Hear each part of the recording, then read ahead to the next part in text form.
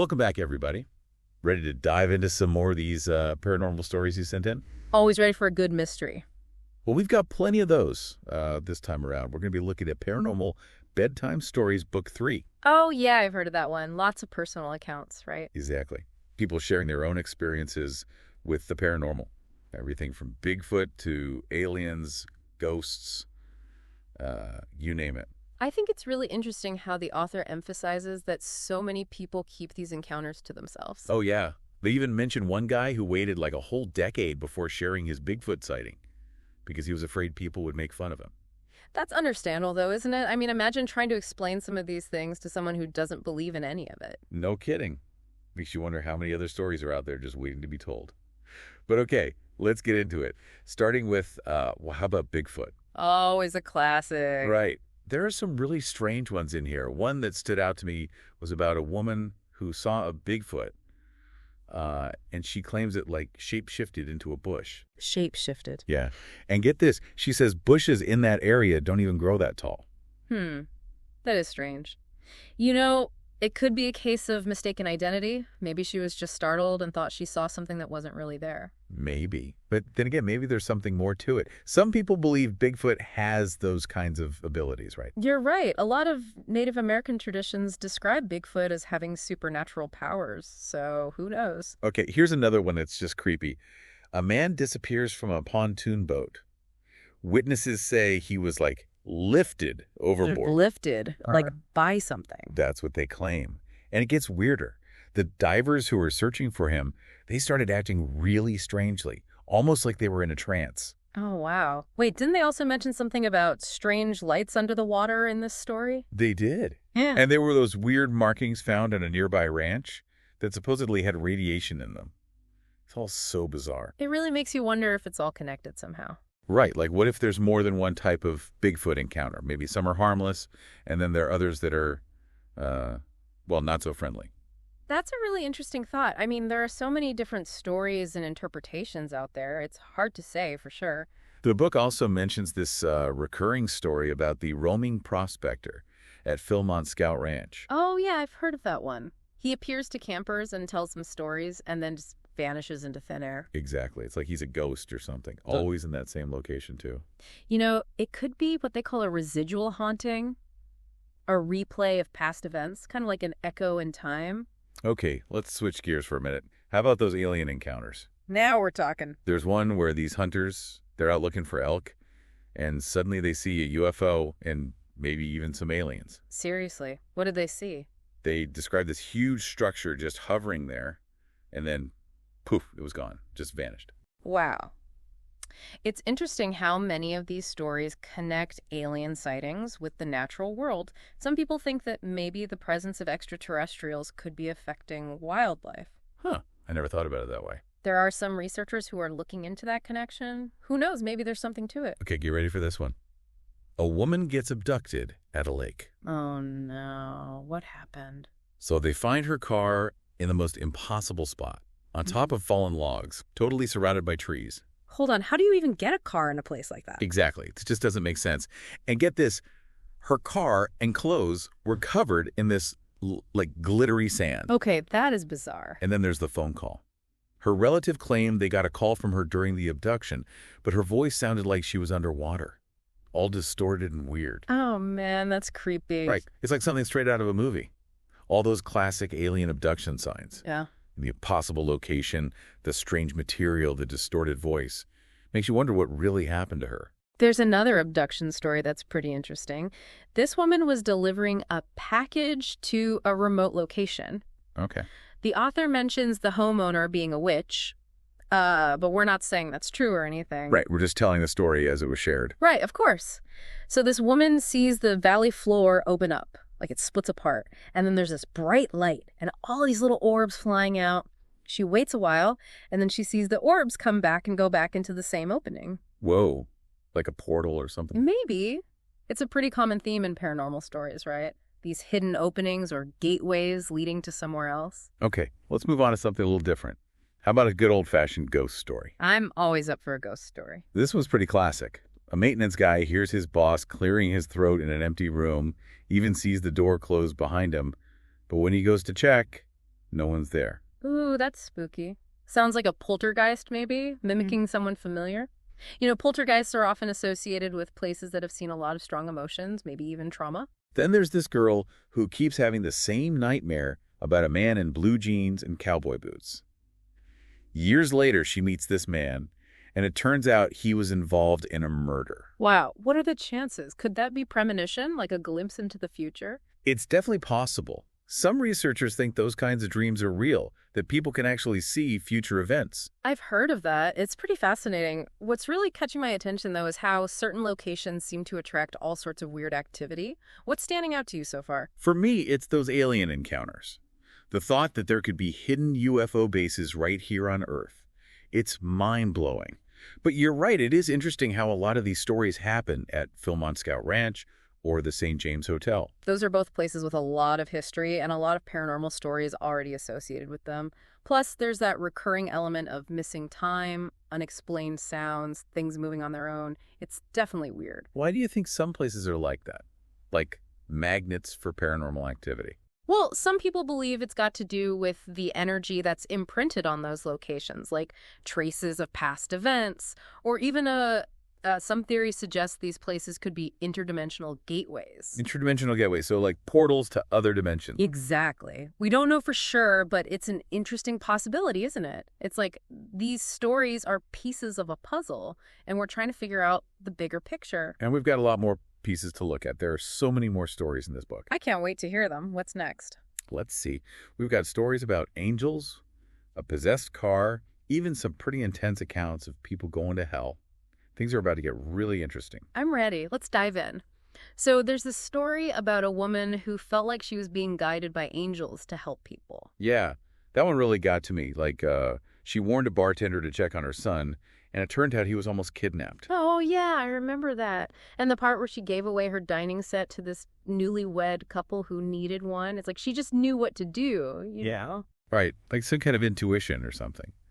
Makes you wonder if maybe some people are more in tune with that kind of thing. Maybe they are. It's definitely a fascinating idea. I mean, there's a lot we don't understand about the human mind, right? Okay, this next one's a little lighter.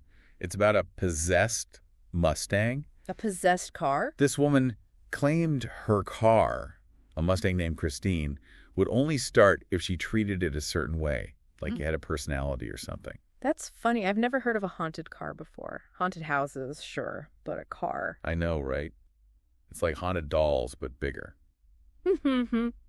Okay, back to some of the creepier ones, though. There's this guy who was camping in his friend's backyard, a place where people had seen Bigfoot before.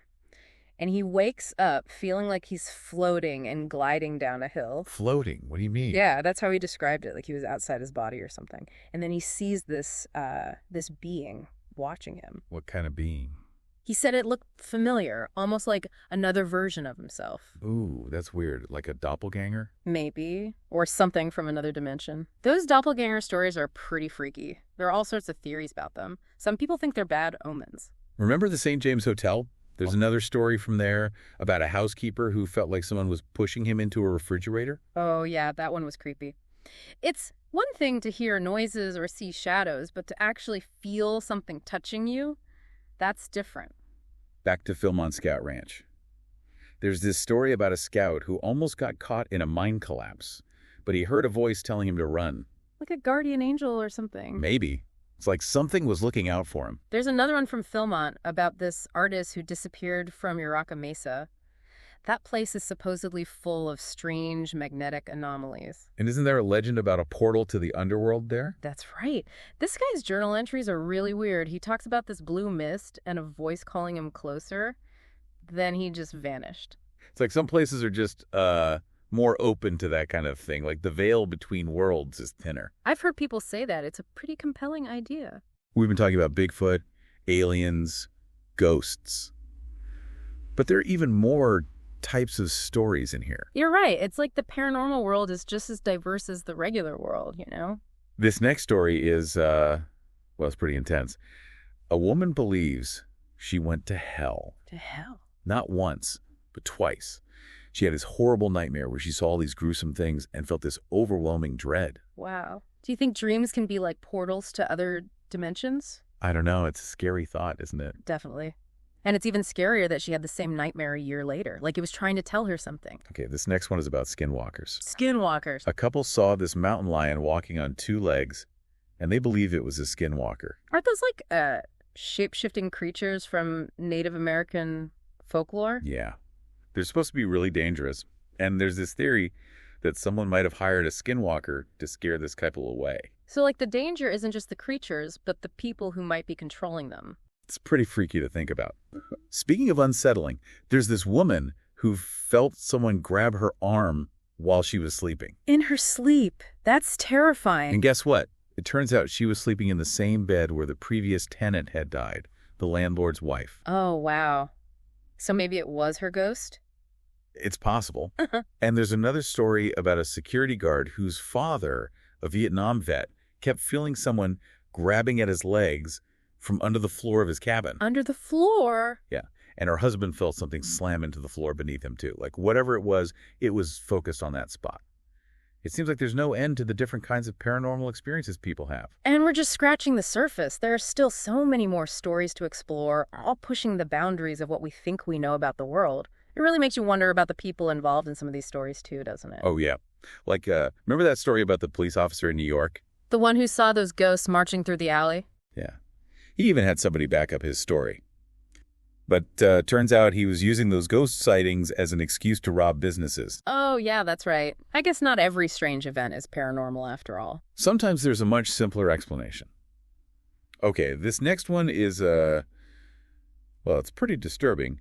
There's this campground where people keep seeing a ghost in a white robe and hearing screams coming from the woods.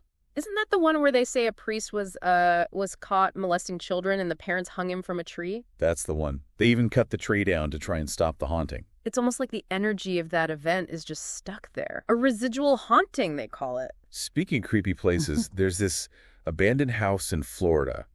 A couple was murdered there. Really gruesome stuff. And people still see lights in the house even though the power's been off for years. Exactly.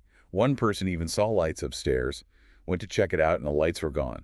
The house was locked up tight. Like he was trying to lure them in. Maybe. And there's another story about this woman exploring the same house with a friend, and her friend just vanishes. Vanishes. They find each other later, but neither of them can explain what happened.